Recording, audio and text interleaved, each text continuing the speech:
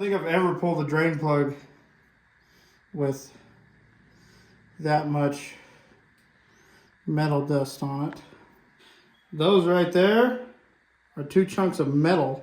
Well, that wasn't right, but we're gonna act like we didn't see that right now. We were already planning on tearing it apart, so we're gonna go ahead and go on with that. We're gonna put you on a time lapse. If we find anything that's worth showing you, we'll show you. See if the builder was true about what he did to it.